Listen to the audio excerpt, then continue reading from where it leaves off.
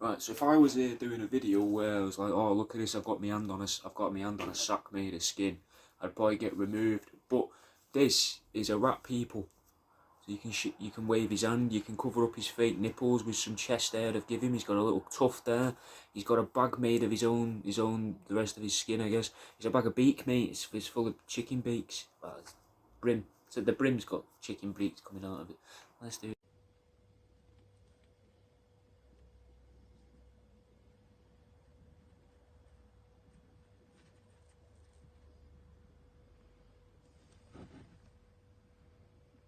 Now, I heard what you were asking for. You were like, Jack, fucking do some more what's in my front pocket. So, this today, what's in my front pocket for you is this, mate. It's an ornament of a dog with worms. Available from my website, £4 a pop.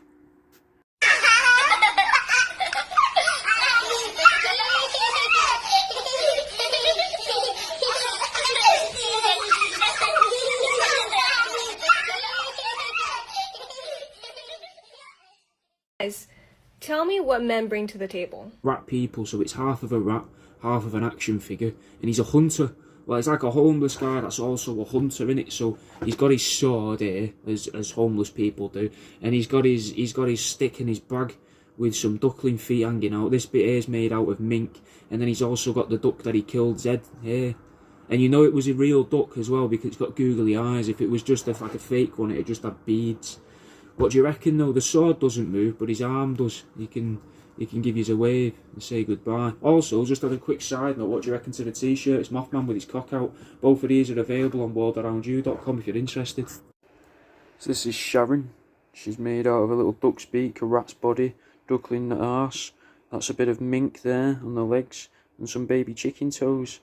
We can also see this here, which is a rat's testicle.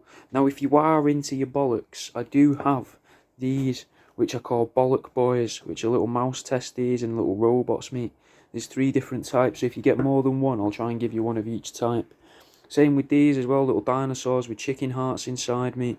3 types of them as well, so if you think to yourself, I'll do my best to give you, like a fucking stegosaurus and a triceratops if you order more than one.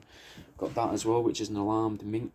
There's a pebble pal there with a beard made out of mink and a little bit of rat head on there, like drawing faces on them. This is the puppet her. Look at that little rat's head on a fucking porcelain woman's arm. And I got this statue and all. I'm not going to do anything with it. I just thought it was cool, so I put it up on the website. You can order that if you like. Look at her as well, little on a rocking chair. It doesn't actually rock, but it's just good, innit? It's a real duckling's head, mate. Call them ornaments. Use the link in my bio and go to my website. I've made up little stories for all of these magnets. They're called portraits. All of the faces are made out of various different animal skins and furs. So these are a bit. It's not the most magnetic of pipes, this, but they will stick to your fridge. They are. There's quite a few. Go and have a look at them all on the website. Read the stories. They might make you laugh. You can also get stuff like these hats I've designed. These shirts, and even something like this, mate, which is a fake submarine I've made out of a rat skin. Perfect little Christmas gift, mate. Little mouse heart in a heart. £5 each. Send them out to you at the end of the week. Here's a little fun one for you. It's a duckling's head on a spring. I don't know why it's shaking so mad, because I don't think my hand is. There you go. Real duckling, real spring.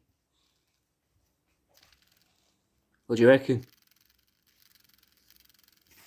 Another one out of my book, Uneducated Guesses, the book I wrote to annoy my university teachers. Found loads of big words that I don't know the meaning to. Broke them down by a syllable and tried to work out what they mean just out the top of my head. So this one here is septuagenarian.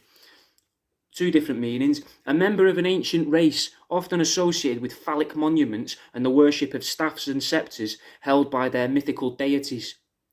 Or it could also be a way of describing a tall structure.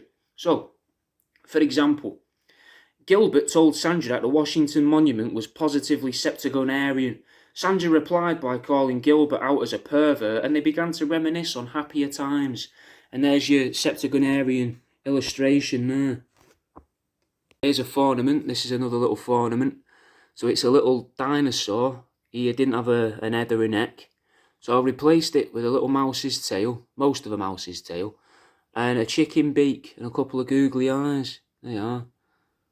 He's a bit of a floppy dinosaur, but I think it makes him fun, doesn't it? Makes him, you know, enjoyable. Something a bit daft for your Christmas tree. It's a little starfish shooting stars, is what I call them. This one's got what I think is an M16, and he's holding it, you know. And when he dangles, he looks like he's going for a slow motion dive. Perfect for your Christmas tree. Change up the normal stars that you have on your Christmas tree and have yourself a shooting star.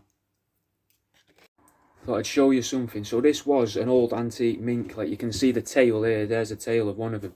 They were a part of a really long scarf, and you can see the button of it there. That was one of the buttons that was used, you know, to attach it sort of round the neck there. But to me, that just seems weird and outdated, innit? So I thought I'd like revolutionise the mink, if you like. And what I've done is I feel like I've really brought it into the new world, into modern day.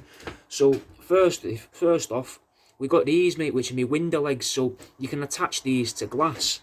So I'll have a quick go. It might fall off because it's not all glass, but you see there, they will attach if the glass is flat. And then what I've done is I've attached into this a little alarm system. And obviously you can see it's a mink's head and the back end of a mink. Its legs were here. There's its bushy tail. And it's to help kids with anatomy. So obviously if the head is on the wrong way, an alarm goes off. So they know the head has to face away from the tail. There's a quick couple pages. Right, mate, I'm a taxidermist, so look at this, mate. You got me one-eyed worm. What do you reckon? You can give it a shake, it rattles, you can give it a rub at the end there. Bit of duck, that's a duckling's arse, bit of mink, and that's a rat's tail with a little chick's claw in the end. What do you reckon?